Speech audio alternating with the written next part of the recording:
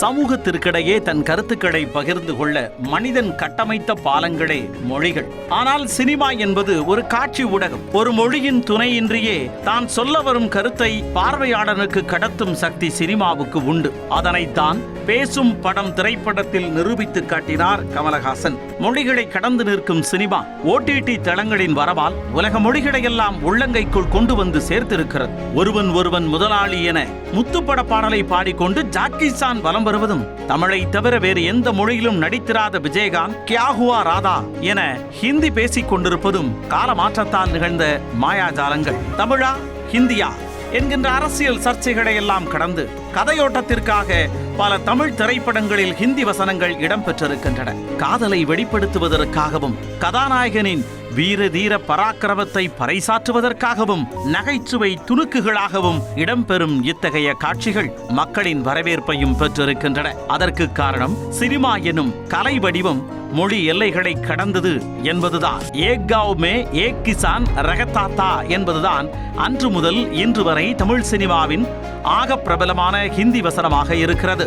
ஒரு ஊர்ல ஒரு விவசாயி இருந்தாராம் என்கின்ற பொருள் கொண்ட அந்த வாசகத்தை அதன் அர்த்தம் தெரியாமலேயே இன்று வரை பலர் பயன்படுத்தி கொண்டிருக்கின்றனர். பொதுவாகவே திரைக்கதையில் அதுவரை பார்வையாளர்கள் பார்த்திராத அனுபவத்தை தர அதிகம் உழைப்பவர் திரைக்கதை மன்னன் பாக்கியராஜ். இன்று போய் நாளை வா திரைப்படத்தில் ஊருக்கு புதிதாக குடிவரும் ஒரு பெண்ணை நண்பர்கள் 3 பேர் விரும்புகின்றனர். அதற்காக ஒவ்வொருவரும் வெவ்வேறு வழிகளில் அந்த பெண்ணை கவர்வதற்கான நடவடிக்கைகளில் இறங்குகின்றனர். ஹிந்தி ஆசிரியராக பணியாற்றும் பெண்ணின் தந்தையிடம் ஹிந்தி டியூஷன் படிக்க வருகிறார் ஒருவர். அப்படி ஹிந்தி கற்றுக்கொள்ளும் பொழுது நேரும் சம்பவங்களை சுவாரஸ்யமாக படைத்திருந்தார் பாக்கியராஜ். காதலின் கடினமான கட்டம் பெண்கள் எப்பொழுது தங்களது காதலை சொன்னார்கள் என்பதை கண்டறிவதுதான். தமிழில் காதலை சொன்னாலே அதை கண்டுபிடிப்பது தகராறாக இருக்கும் சூழலில் ஹிந்தி மட்டுமே அறிந்த பெண் தன் காதலை சொன்னால் எப்படி இருக்கும்?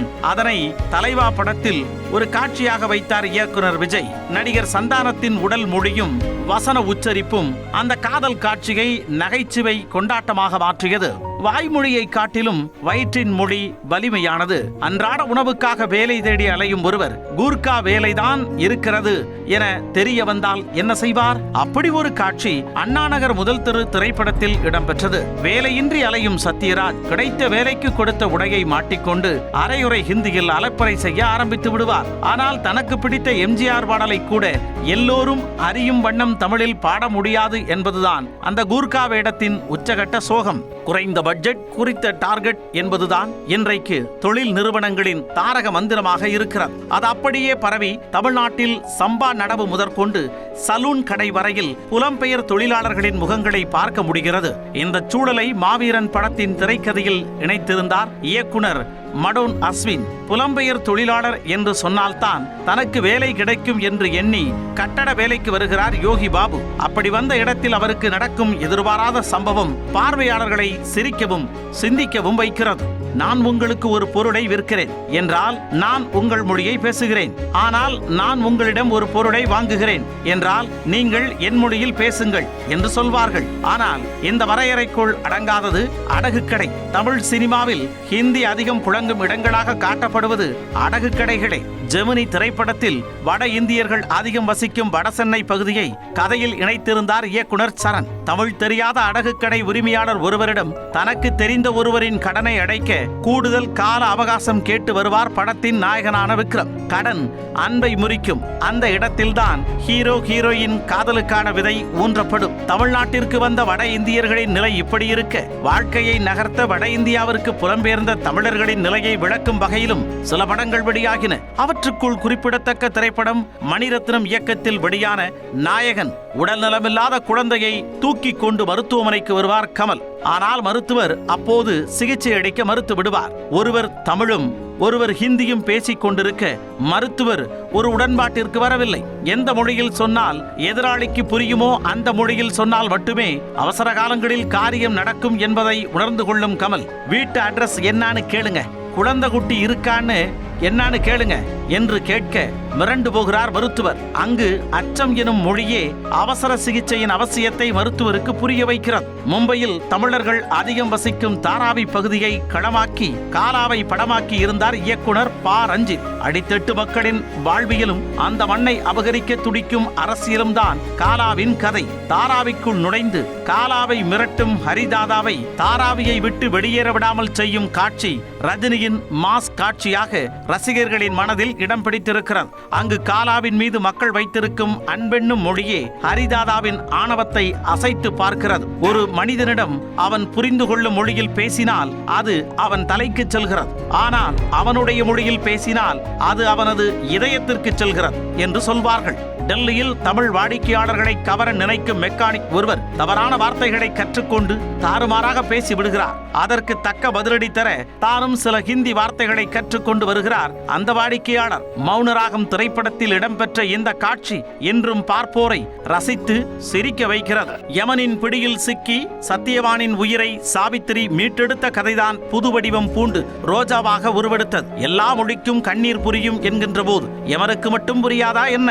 சத்தியவான் மீண்டு வந்து விடுகிறான். ஆனால் நவீன யுகத்தில் மொழி தெரியாத இடத்தில் தனியாக நிற்கும் ஒரு இளம்பெண் தீவிரவாதிகளிடம் சிக்கிக் கொண்ட தன் கணவனை மீட்க போராடும் கதையை சுவாரஸ்யமாக சித்தரித்தது ரோஜா திரைப்படம். காஷ்மீரில் எல்லோரும் தமிழ் பேசுகிறார்கள் என காட்ட முடியாது என்பதால் தமிழ் மட்டுமே தெரிந்த மதுபாலாவுக்கு மொழிபெயர்ப்பாளராக ஜனகராஜின் கதாபாத்திரத்தை உருவாக்கி இருந்தார் இயக்குனர் மணிரத்தினம். ஊழல் ஒழிப்பு என்பதை மையமாக வைத்து எடுக்கப்பட்ட ரமணா படத்திலும் மிக முக்கியமான காட்சியில் ஹிந்தி இடம்பெற்றது. ஏசிஎஃப் எனப்படும் இயக்கம் ஊழல் செய்யும் அரசு அதிகாரிகளை கண்டுபிடித்து அவர்களை கொலை செய்து விடுகிறது. அந்த இயக்கத்தை சேர்ந்தவர்களை கண்டுபிடித்து சிறையில் அடைக்கிறார் ஒரு வட இந்திய போலீஸ் அதிகாரி. இறுதியாக ஏசிஎஃப் இயக்கத்தின் தலைவரான விஜயகாந்த் தானே சரணடைவதாக சொல்கிறார். தான் சரணடையும் இடத்தையும் நேரத்தையும் தொலைபேசியில் சொல்ல அதனை வேறு யாரும் அறியாத வண்ணம் ஹிந்தியில் குறித்து வைக்கிறார் அந்த போலீஸ் அதிகாரி. சில நேரங்களில் மிகப்பெரிய சாகசம் என்பது வெறும் உரையாடல் தான் என்று ஒரு ஆங்கில பொன்மொழி சொல்கிறது. அதனை நிரூபிக்கும் விதமான காட்சி AR முருகதாஸ் இயக்கத்தில் விஜய் நடித்த துப்பாக்கி படத்தில் இடம்பெற்றிருக்கிறது. படத்தின் இறுதி காட்சியில் வில்லன் கூட்டத்திற்கு மத்தியில் சிக்கிக் கொள்வார் விஜய். கையில் விலங்கிட்டு தன்னை அடித்துக் கொண்டிருக்கும் வில்லனிடம் கை விலங்கை நீக்கிவிட்டு அடிக்க முடியுமா என விஜய் கேட்பார். அதற்கு வில்லன் தரப்பு தயங்கி நிற்க அப்போது விஜய் பேசும் ஹிந்தி வசனத்தின் பொருள் என்னவென்று மொழி அறியாதோருக்கு புரியாது. ஆனால் அதன் தாக்கம் என்ன என்பதை பார்வையாளர்கள் உணர்ந்து கொள்ளும் வகையில் அந்த காட்சியை படமாக்கி இருந்தார் AR முருகதாஸ். வாய் பேச மொழி தெரியாத போதும் வாயுள்ள பிள்ளை பிழைக்கும் என்பதற்கு உதாரணமாக இருக்கிறது வந்தான் வென்றான் திரைப்படம். பம்பாயில் பானிபூரி விற்று பிழைத்துக் கொண்டிருந்த தன்னை ஒரு தாதாவிடம் மாட்டிவிட்ட அந்த மண்ணின் மைந்தனை பழிவாங்க திட்டமிடுகிறார் சந்தானம். மொழியே தெரியாமல் மொத்தமாக ஒருவரை சிக்க வைத்த அந்த காட்சி சந்தானத்தின் அக்மார் காமெடி கலெக்ஷன்களில் ஒன்றாக இடம் பிடிக்கிறது. தமிழ் சினிமாவில் வடிவேலு நடிக்காத சிச்சுவேஷன்களே இல்லை என சொல்லும் அளவிற்கு நடித்து சிரிக்க வைத்திருக்கிறார் வடிவேல். அரசு படத்தில் கோயில் அர்ச்சகராக பணியாற்றும் வடிவேலுவிடம் வட இந்தியாவில் இருந்து வந்த ஒரு குடும்பத்தினர் அந்த கோவிலை பற்றிய தகவலை கேட்கின்றனர். தமிழ் மட்டுமே அறிந்திருக்கும் வடிவேலு அவர்கள் கேள்விகளுக்கெல்லாம் ஏட்டிக்கு போட்டியாக சொல்லும் பதில்கள் எவர்கிரீன் காமெடியாக எல்லோரது நெஞ்சங்களிலும் இடம் பிடித்திருக்கிறார். ஒரு ஞானியைப் போல நாம் சிந்தித்தாலும் மக்களின் மொழியில் தான் தொடர்பு கொள்ள வேண்டும் என்று சொல்வார்கள். சிக்கலான விஷயங்களை கூட சிம்பிளாக சொல்வதுதான் அதன் பின்னால் இருக்கும் சூட்சமம். ஆனால் பொதுவான மொழி தெரியாத இருவர் சந்தித்துக் கொண்டால் சிம்பிளான விஷயங்கள் கூட சிக்கலாக மாறிவிடும் என்பதை சம்சாரமது மின்சாரம் படத்தில் சொல்லியிருப்பார் விசு. ஹிந்தி தெரியாத ஹாஜா ஷெரீப் ஒரு வட இந்திய குடும்பத்திற்கு வாடகை வீட்டை சுற்றி காட்டும் காட்சி மொழிகளை தாண்டி சிரிக்க வைக்கிறது. தமிழ் சினிமாவில் கல்யாண பந்தியிலும் ஹிந்தி இடம் பிடித்திருக்கிறது. விசுவின் மணல் கயிறு படத்தில் தனக்கு மனைவியாக வரப்போகும் பெண்ணுக்கு ஹிந்தி தெரிந்திருக்க வேண்டும் என்று நிபந்தனை விதிப்பார் SV சேகர். ஆனால் 1000 பொய் சொல்லியாவது ஒரு கல்யாணத்தை செய்ய வேண்டும் என்ற கொள்கையோடு வாழும் விசு ஹிந்தி தெரியாத ஒரு பெண்ணை SV சேகருக்கு மணமுடித்து வைப்பார். அந்த உண்மை தெரிய வரும்போது தம்பதிகளுக்குள் பிரச்சனை ஏற்படுகிறது. ஒரு சந்தர்ப்பத்தில் மருத்துவரிடம் சரளமாக ஹிந்தி பேசும் தன் மனைவியை பார்த்து மலைத்து போகிறான் கணவன். அப்போதுதான் கணவனுக்காக அந்த பெண் 30 நாளில் ஹிந்தி கற்றுக்கொண்ட விஷயம் தெரிய வருகிறது. தன் ஒரே மகளுக்கு பாசத்தை ஊட்டி வளர்க்கிறார் ஒரு தந்தை. பருவம் வந்த மகள் தான் ஒரு பஞ்சாபியை காதலிப்பதாக சொல்கிறார். ஹிந்தி பேசும் மாப்பிள்ளையிடம் தான் என்ன பேச போகிறோம் எப்படி பேச போகிறோம் என்று புரியாமல் விழிக்கிறார் தந்தை. பிரகாஷ்ராஜும் திரிஷாவும் அப்பா மகளாக நடித்த அபியும் நானும் படத்தில் இப்படி ஒரு காட்சி இடம்பெற்றது. வீட்டிற்கு வரும் மாப்பிள்ளையிடம் தன் மனைவி ஹிந்தியில் பேசுவதை பார்த்து பொங்குவார் பிரகாஷ்ராஜ். வழக்கமான தன் வீட்டு மெனு சீக்கிய மாப்பிள்ளைக்காக சப்பாத்தி தால் மக்கானி என மாறி இருக்க, இது எங்க போய் முடியுமோ என நினைக்கும் ஒரு தந்தையின் தவிப்பை தத்ரூபமாக வெளிப்படுத்தி இருப்பார் பிரகாஷ்ராஜ். இயல்பாக சினிமாவில் இடம்பெறக்கூடிய இந்த காட்சிகள் கதைக்கு சுவாரஸ்யம் கூட்டியதே தவிர எந்த தொய்வையும் ஏற்படுத்தவில்லை. ஆனால் கதைக்கு தேவையின்றி இத்தகைய காட்சிகளை இணைத்தால் அது கண்களுக்கு உறுத்தலாகத்தான் இருக்கும் என்பது படைப்பாளர்களுக்கும் தெரியும், பார்வையாளர்களுக்கும் தெரியும்.